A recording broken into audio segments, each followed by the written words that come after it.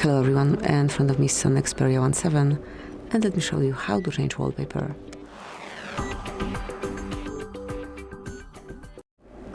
So at first open the settings, then find and select wallpaper and style, and here click on change wallpaper.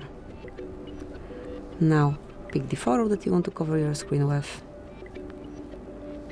Here you can take a look and tap to edit if you want. And now click on confirmation mark. You can do the same with home screen, and then just click on set wallpaper, confirm that you want to set it on both home and lock screen, or if you wish to do it just for one of them, unmark the unnecessary one, but basically that's it. Thank you for watching, please subscribe our channel and leave the thumbs up.